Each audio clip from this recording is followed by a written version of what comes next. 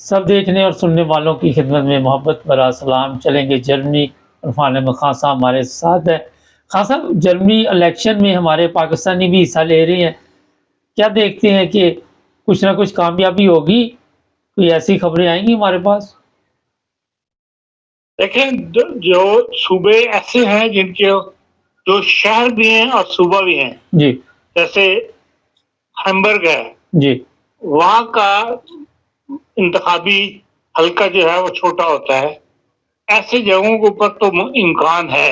वहाँ पहले भी अपने मलक साहब एक मलक गुलफाम साहब।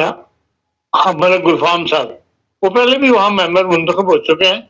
अगर वो इस दफा खड़े हो रहे हैं तो यकीनन वो उनका चांस है कि वो खड़े हो जाएं। लेकिन इसके अलावा जो बड़े सूबे हैं, जैसे सूबा है जहाँ इंतखाबी हल्का में कई गांव शामिल हो जाते हैं, वहां जरा मुश्किल होता है। एक दो लोगों ने ट्राई की थी, हमारे दोस्त हैं, उनका बेटा और मैं लास्ट टाइम उसने ट्राई की थी, नहीं कामयाब हुआ, बहुत थोड़े वोट मिले। अब भी लोग खड़े हुए हैं, दो तीन लड़कियां भी खड़ी हुई हैं। तो बाजार तो जो हालात ऐसे होते जर्मनी में पैदा हुए हैं, उसमें गैर मुल्की ऐसा गैर मुल्की जो ज्यादा सियासी पस मंजर ना रखता हो, उसका कामयाब होना मुश्किल है। जैसे ग्रीन है, ग्रीन पार्टी है, या एफडीपी में ऐसे लोग कुछ मौजूद हैं। एफडीपी में भी हैं जो यहाँ पैदा हुए और एक लंबे अरसे से अब वो जर्मन की सियासत में हिस्सा ले रहे हैं।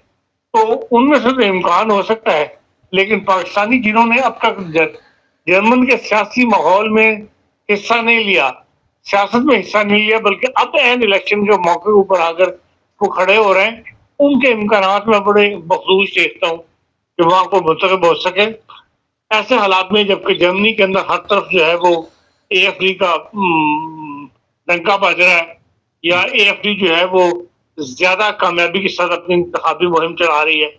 अभी जो हुआ है, वाकया हुआ था शाफनबर्ग के अंदर, जिसमें बच्चा एक मारा गया और एक जर्मन मारा गया बचाते हुए, उसके उस पर भी देखे 3,000 फूल इकट्ठा हो गया वहां पे।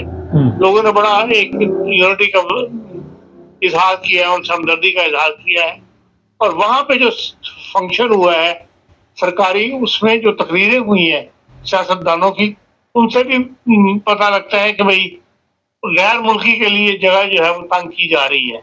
वहां पर भी इसने जो चांसलर हैं, कैंडिडेट हैं CDU के, जिनका इम्कान है कि वो चांसलर बन जाएंगे, उन्होंने भी तकरीर किया। वहां पे उनका भी कहा है कि भाई हम AFD के साथ आम मतलब तो काम करने के लिए तो तैयार नहीं है, उनके साथ सियासी इत्तेहाद करने के लिए तैयार नहीं है, लेकिन जो उनकी पॉलिसी है आउटलैंड रेस्ट की, असाइल रेस्ट की, या ओफनथाल रेस्ट की, उसके साथ हम उनको ताउन करने के लिए तैयार है। जो वो कानून साजी चाहते हैं उसको हम यकीनन कानून साजी करेंगे, जिस पर काफी जर्मनी के अंदर कान खड़े हुए लोगों के, सियासी पार्टियों के। और CSU जो सिस्टर पार्टी है CDU की, बायरन वाले, उन्होंने भी इसको कंडेम किया है। उन्होंने कहा कि हम तो AFD का नाम नहीं सुनना चाहते, जो जर्मनी के ग्राउंड गेजेट्स के खिलाफ काम करना चाहती है पार्टी, हम उसके साथ इत्तेहाद के, हम उसका नाम नहीं सुनना चाहते। अगर CDU ये पॉलिसी लाती है तो ये मैं उसका मिस्टर मैं मार्क्स है उसका बयान है, फ्रीडरिश मैक्स का बयान है। तो CDU की पॉलिसी नहीं है। जब इंतखाबात हो जाएंगे, पार्लिमान वजूद में आ जाएगी, जो पार्लिमानी कमेटी बनेगी, वो जो कानून साजी करना है उसका पॉलिसी का पता लगेगा क्या पॉलिसी है। उस वक्त तो फैसला करेंगे कि हाँ हमने AFD से मिलती हुई पॉलिसी से इख्तियार करनी है, इसका CDU का साथ देना है या नहीं देना। तो ऐसा माहौल जो है बना हुआ है जर्मनी में कि हर तरफ गैर मुल्की के लिए मतलब लोग, सियासी पार्टियां, छोटी सियासी पार्टियां भी वोट हासिल करने के लिए, क्योंकि परसेंटेज के हिसाब से लोगों ने असेंबली में जाना होता है, 5% वोट उनके चाहिए होते हैं, तो वो आमतौर पर ऐसी गुफ्तगू कर रहे हैं, ऐसे सियासी नारे लगा रहे हैं, ऐसे सियासी वादे कर रहे हैं कानून साजी के, जिसमें गैर मुल्की के लिए रास्ता जो है वो तंग किया जा रहा है। ये इस माहौल में गैर मुल्कियों का जीतना एक मुश्किल अमर लगता है। अच्छा, तुर्किश बड़ी तादाद में जर्मनी में है, उनमें भी कोई लोग ऐसे हैं जो इंतखाबात में हिस्सा ले रहे? हाँ जी, टर्किश हर साल लेते हैं और अब भी खड़े हैं, काफी टर्किश खड़े हैं। CDU जो ग्रीन पार्टी है उसका तो हेड ही हो रहा है ईरानी और टर्किश बहुत एक्टिव थे उसके अंदर, ग्रीन पार्टी में। अब तो समुद्र में चले गए, माहौल ऐसा बन गया हुआ मुल्क के अंदर कि ये लोग ज्यादा फ्रंट पे नहीं है, लेकिन इसलिए असम्बली तक तो मौजूद थे ये लोग। हाँ सर, जो वाकया अभी आपने बताया, पिछले दिनों भी इस पर बातचीत की थी, और इस तरह के वाकयात मेरा ख्याल है 15 दिन, महीना गुजरता फिर कोई ना कोई वाकया हो जाता है, इससे पहले भी हुए। तो इस पर गैर मुल्कियों के खिलाफ नफरत में इजाफा जो है, वो आइंदा इंतखाबात में आप देख रहे हैं कि बड़ी तब्दीली लाएगा? देखिए, गैर मुल्कियों के इंतखाबात में सिर्फ वो वाकया नहीं है, गैर मुल्कियों का रद्द मतलब बहुत सारे वाकयात हैं जो गैर मुल्कियों को, जर्मनों को उनके मुखालिफ कर रहे हैं। आप चाहे फ्रांस हो, चाहे पेरिस हो, चाहे जर्मनी हो, बर्लिन हो, फ्रैंकफर्ट हो, आप देख लें जर्मनों का वो इलाके जिनमें जर्मन रह रहे हैं और वो इलाके जो खालिसतन गैर मुल्कियों के हैं, उसमें कितना जमीन सफाई का, कितना जमीन आसमान का फर्क है। इस कदर आप जर्मनी की मिंस्टर से चले जाएं, जहाँ के सारे के गैर मुल्कियों के गिशफ्ट है, सब जर्मन वहां से चले गए। अब उसकी हालत देख लें, और राइट हैंड पे उसके जो काइजर से है उसकी हालत देख लें। तो ये गैर मुल्कियों के खिलाफ जो माहौल बना है, उसमें सिर्फ ये नहीं है, जिस गिशफ्ट में गए हैं उसके अंदर उन्होंने जर्मनों के उस रवायत को तोड़ दिया है। टैक्सी का गिशफ्ट देख लें, जब से हम आए थे उस जमाने के अंदर टैक्सी के अंदर सवाए जर्मन के दूसरा नहीं था। आज टैक्सी के अंदर खाल खाल जर्मन है, और ज्यादातर उसके अंदर गैर मुल्की जो मुसलमान है, चाहे वो अफगानी हो, चाहे वो अरब हो, चाहे वो पाकिस्तानी हो। और जो टैक्सी की हालत आप देख लें, कोई साफ टैक्सी आपको नजर नहीं आती। अब जर्मनों को नजर नहीं आती गंदी टैक्सी बढ़ती सड़कों के ऊपर। ये जो माहौल क्रिएट हुआ है, इसमें गैर मुल्कियों का बहुत बड़ा अमल दखल है। फिर क्रिमिनलिटी जो है वो भी गैर मुल्कियों के अंदर ज्यादा है। आपके पास फिगर निकाल के देख लें, जितने भी जेलें हैं यहाँ पर, ये फेंगनेस, उसके अंदर मुसलमानों की तादाद बहुत ज्यादा गैर मुल्कियों। तो ये माहौल आहिस्ता आहिस्ता बना है, और उसमें जर्मनों का भी कसूर होगा, लेकिन हम खुद भी कसूरवार हैं। ये बिल्कुल आपने दुरुस्त फरमाया। मैं हैम्बर्ग कोई मेरा 37-38 साल पहले एक जगह पे रहते थे हम, बड़ा क्लीन एरिया था उस वक्त।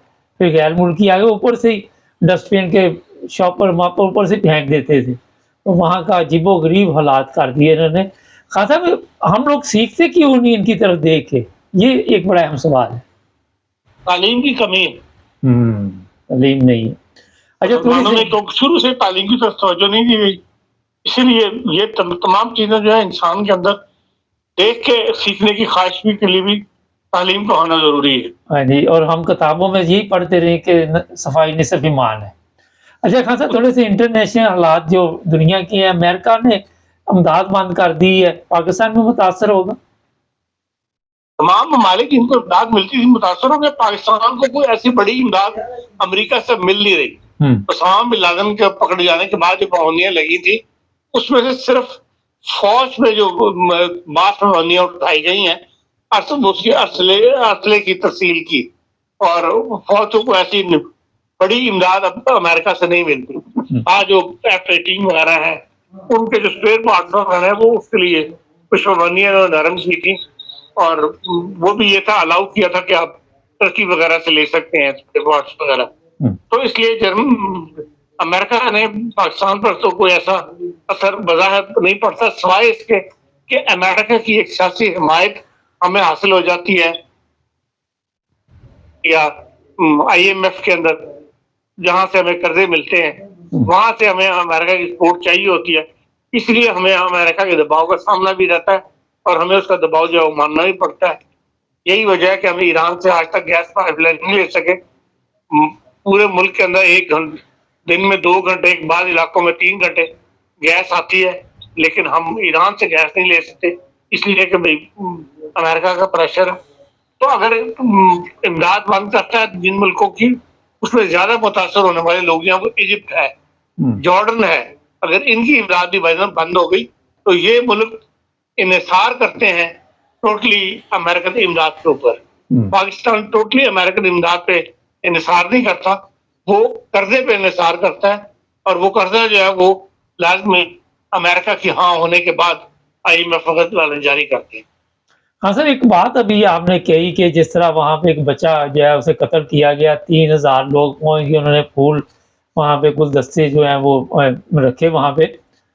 ये बताइए सफाई तो दूर की बात, अखलाकियात में भी हम बहुत पीछे हैं और वहाँ पे जो 3000 लोग गए उन्होंने उस बच्चे का मज़हब पूछा कि कौन-सा मज़हब है, फ़िरका कौन-सा है? देखिए यहाँ पे माशरा जो है इंसानियत की बुनियाद पर बनता है और मुख्तलिफ माशरे में मुख्तलिफ कौमियतों के लोग होते हैं, मुख्तलिफ मज़ाहिब के लोग होते हैं। इसलिए तरक्की याफ्ता ममालिक जो हैं वो इस बात को नहीं देखते कि दूसरे का मज़हब क्या है। और माशरे की खूबसूरती यही है कि वो इन बातों से मुबर्रा हो। इसलिए आप देख लें कि जहाँ पर कोई भी ऐसा वाक़या हो जाए जिसपे इंसानियत की तौहीन हो या इंसानी जान गई हो, वहाँ पर सब अब इन फूल रखने वालों में मुसलमान भी शामिल है। खाली जर्मनी नहीं है, लेकिन एक सोसाइटी ने सीखा है, सोसाइटी ने सिखाया है लोगों को माशरे में रहना के लिए। अब कोई कितनी जल्दी सीख लेता है ये उस पर डिपेंड करता है। हमारे माशरों के अंदर जो तीसरी दुनिया कहलाते हैं वहां अभी तक इस किस्म के कोई इकदाम उठाए नहीं जाते। यहाँ पर जब भी कोई वाकया होता है फौरी तौर पर सरकारी लोग जो हैं या बड़े बड़े सियासी नाम है उनकी नुमाइंदगी पहुंचती है, वो खुद पहुंचते हैं। छनाओं का वाकया कितना छोटा वाकया था, लेकिन मुल्क प्रेसिडेंट उसी शाम को तैयारा लेके पहुंच गया था ना। इससे फिर लोगों को हौसला मिलता है, लोग भी फिर जा जाके आगे बढ़ के बात करते हैं। अभी लंदन के अंदर एक ड्राइवर से एक बूढ़ा सड़क क्रॉस करता हुआ बस के नीचे आ गया, शाम तक वहां पे फूलों का ढेर लग गया था। किसी को ये भी नहीं पता था मरने वाला बाबा कौन है, ये पता था कि एक बंदे के साथ ज्यादती हो गई, एक ये अपनी गलती की वजह से, बुढ़ापे की वजह से बस का पता नहीं लगा, वो उसके नीचे आ गया या वो गिर गया किसी तरीके से। तो लेकिन हमारे यहाँ इन चीजों को कोई कंसिडर नहीं करता। हमारे यहाँ माशरा इस कदर नफरत पैदा कर दी हुई है मौलवी ने कि लोग इस बात को कंसिडर नहीं करते। शगुफा के अंदर कल 40 खबरों की बरामदगी की गई है, पूरे मुल्क से आपको कोई एक आवाज उठी। लोगों ने गिरफ्त बना लिया है, 850 से ऊपर बंदे जो हैं वो तौहीन मजहब के इल्जाम में गिरफ्तार है, जिनमें छोटे छोटे बच्चे भी शामिल है। अब कल सिंध हाई कोर्ट के मोहम्मद इकबाल कुल्हाड़ क्या उसका नाम है जज का, उसने 40 की जमानत ली है। मुल्क में मुसीबत आई हुई है, उसके खिलाफ कराची के अंदर कितने पोस्टर लग गए अहले सुन्नत वल जमात वालों को कि जिसने जमानत क्यों ली है। यहाँ तो ये हाल है नफरतों का, भाई उसने केस का फैसला नहीं किया, सिर्फ जमानत लिया अभी उस बात के ऊपर, वो भी लोगों को बर्दाश्त नहीं हो रही। वो खुदा यहाँ के ये देख के कि मराकशी बच्ची है जो 2-2.5 साल की वो ही है, उसके बावजूद दुनिया 3000 फूल वहां पे लोग गुलदस्ते रख के चले गए। इसलिए ये माशरा के अंदर इंसानी माशरा सबसे पहले इंसानियत है और उसके बाद मजहब है। बहुत ज़बरदस्त। अच्छा, ये इसलिए खान साहब से मैंने सवाल पूछा था और खान साहब ने बड़ा ज़बरदस्त जवाब भी दिया। हमारा ये चैनल देखते हैं और मुझे बड़े लोग सवाल करते हैं, तो सबसे पहले जो हमारा रिश्ता है वो इंसानियत का है और हर चीज़ पे मज़हब ना लेके आया करें। खान साहब, एक इस वक़्त जो हालात नज़र आ रहे हैं अमेरिका की जो पाबंदियाँ, उसके बाद आप देख रहे हैं कि यूक्रेन जंग का खात्मा होने वाला है? यूक्रेन जंग किसी ने तो खतरात बढ़ रहे थे कि ये जंग जो है आलमी जंग की इख्तियार न कर ले, वो पर सरदस्तमान पड़ गए हैं और जंगों की जो माहौल है उसको भी डोनाल्ड ट्रंप साहब जो है उन्होंने कहा है कि वो कहीं भी लड़ाई नहीं चाहते। तो इसलिए समझ यही जाता है कि भाई कोई ना कोई अब सियासी हल की तरफ इन मामला की तरफ जाया जाएगा। अब बात यह है कि अमेरिका और यूरोप आया यूक्रेन के मामले में एक पेज पर होंगे सियासी हाल में या नहीं, ये एक बहुत बड़ा सवाल है। अब तक तो जंग की बात हो रही थी, उसके अंदर अमेरिका भी सपोर्ट कर रहा था, यूरोप भी सपोर्ट कर रहा था, और यूरोप एक तरफ का नेटो के बहाने अमेरिका को ही सपोर्ट कर रहा था। अब जबकि अमेरिका पीछे हट रहा है और बजाय यूरोप के जो आम छोटे ममालिक हैं वो तो यही चाहते हैं कि वहां से ना हो, इसलिए कि यूक्रेन सबसे बड़ा मुल्क है जो लोगों को अनाज मुहैया करता है, वहां से खाने की जो स्पाइस ऑयल है, खाने पीने का ऑयल है और दूसरी बहुत सारी चीजें जो है। इतना बड़ा ज़रूरी मुल्क है जिसकी जमीन स्मार्ट है, कोई जहाँ पहाड़ मारे, और वहां पे बहुत ज्यादा फसलें हैं जिनसे यूरोप फायदा उठाता है। अवाम तो जंग नहीं चाहते, ये जंग अमेरिका ने शुरू की थी और अमेरिका का ही साथ दे रही थी यूरोपीय यूनियन। और मैं समझता हूँ जब पीछे हटेगा ये अमेरिका, यूरोपीय यूनियन भी खुद पीछे हट जाएगी। चाहे अमेरिका फ्रांस ना भी चाहते हो, लेकिन यूरोपीय यूनियन का वोट जो है वो जंग की खामोशी की तरफ जो होगा कि जंग बंद हो जाए तो ज्यादा बेहतर है। बहुत शुक्रिया खान साहब। नाज़रीन, आज खान साहब को 2 दफ़ा तकलीफ देनी पड़ी। असल में एक दफ़ा रिकॉर्डिंग की गई और वो किसी टेक्निकल वजह की वजह आ गई, समझ नहीं आई और वो रिकॉर्डिंग नहीं हो सकी। फिर खान साहब को दोबारा रिक्वेस्ट की, क्योंकि आज हालात हाज़िरा पे प्रोग्राम मैं सोच रहा था, खान साहब को काफ़ी इन्फॉर्मेशन होती है। एक दफ़ा फिर खान साहब का भी शुक्रिया। खान साहब ने जो बातें की बड़ी ज़बरदस्त थी। इंसानियत का रिश्ता जब आप कायम कर लेंगे तो फिर आपको इंसानियत का एहतराम भी आ जाए। हमारे हालात जो हैं वो अब सबके इल्म में, किसी चीज़ में भी हम बातों में सिर्फ आगे हैं, मगर जो आपने हालात देखे कहीं पे भी, वहाँ पे जेलों में देख लें, सफाई के हिसाब से देख लें, मज़हब के हिसाब से देख लें, मजहबी नफ़रत के हिसाब से देख लें, तो बहुत पीछे जा रहे हो। खुदारा सिर्फ इंसानियत सीखें और ये सवालात करने छोड़ दें कि आपका फ़लाँ मज़हब है, आपका फ़लाँ मज़हब है। जिस मज़हब के साथ, जिस फ़िरके के साथ ज़्यादती होती है, उसके लिए आवाज़ उठाना हमारा काम। अभी जिस जज ने ये ज़मानतें ली हैं, उसके लिए मुश्किलात पैदा की जा रही, मगर ऐसे जज फिर डर जाते हैं, मैदान में नहीं आते और इंसाफ का गला वहाँ पे जो लोग ये इस तरह के जल्द से जुलूस निकाल रहे हैं, उनको पता ही है कि हम अपने ज़ोर के ज़रिए जो मर्ज़ी सिस्टम उसे चेंज कर लें। चैनल को सब्सक्राइब करें।